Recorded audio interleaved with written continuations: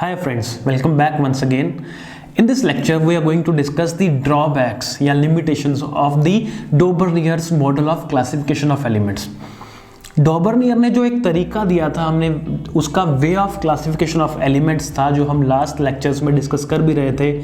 सारे ट्रायड्स को one by one discuss किया, डीपली डिग इन किया, जितना हम उसे डिग इन कर सकते थे। हमने काफ़ी हद तक उनको अच्छे से पढ़ा, ठीक है।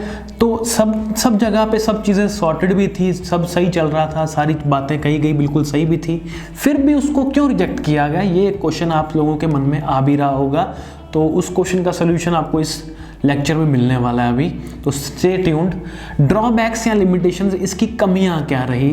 एक ही कमी थी जो सबसे बड़ी कमी थी इस डॉबर्नियर ट्रायड के क्लासिफिकेशन की, वो ये कमी थी कि डॉबर्नियर उस टाइम पे मौजूद जितने भी एलिमेंट्स थे, उन सभी एलिमेंट्स को ट्रायड्स के फॉर्म में अरेंज नहीं कर पाया। सिर्फ और सिर्फ 3 ट्रायड मिले, बाकी एलिमेंट पड़े रहे। बाकी एलिमेंट्स ने इनके ट्रायड्स की तरह बने ही नहीं, कोई ग्रुप और बना ही नहीं। तो होना क्या चाहिए था, जो बातें डॉबर्नियर ने कही थी, जो इसने कहा था कि ये ट्रेंड होगा, वो सब हर एक एलिमेंट पे वो वैलिड होना चाहिए था।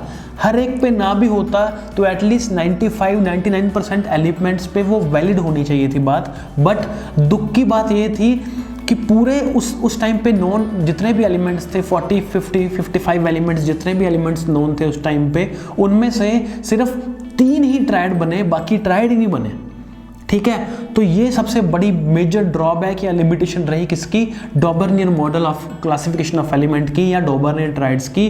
क्यों? क्योंकि ये उतना यूजफुल नहीं साबित हो पाया। अगर डॉबर्नियर की कही गई बात उस टाइम पे मौजूद हर एक एलिमेंट पे लागू होती, हर एक एलिमेंट पे वैलिड होती, हर एक एलिमेंट किसी ना किसी ट्रायड का हिस्सा बनता, तब हम बोल सकते थे कि डॉबर्नियर ने जो ट्रायड वाला सिस्टम सेट किया ना, या उसके बेसिस पे जो क्लासिफिकेशन दिया है, वो बिल्कुल परफेक्ट है।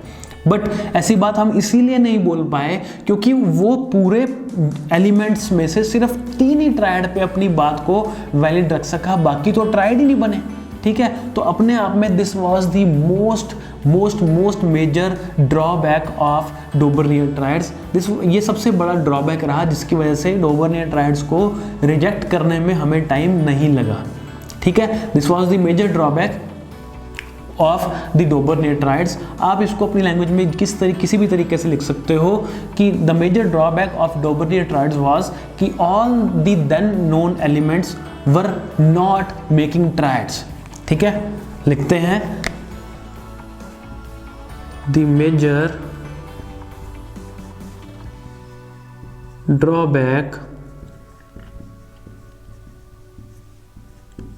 Of Daubernier triads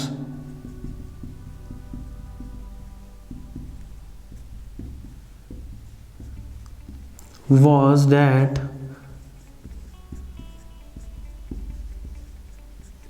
all the then known elements, या ऐसा लिख सकते हैं कि was that कि Daubernier was not successful in making triads of all the then known elements, that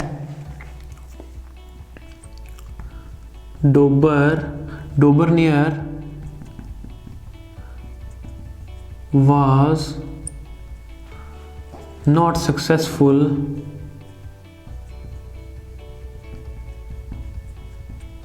in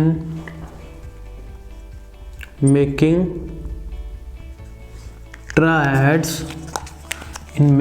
triads of all the then known elements.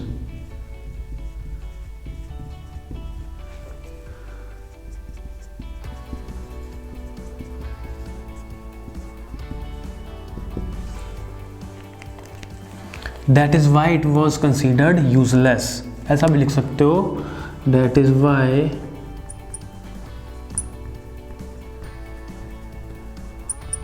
it was considered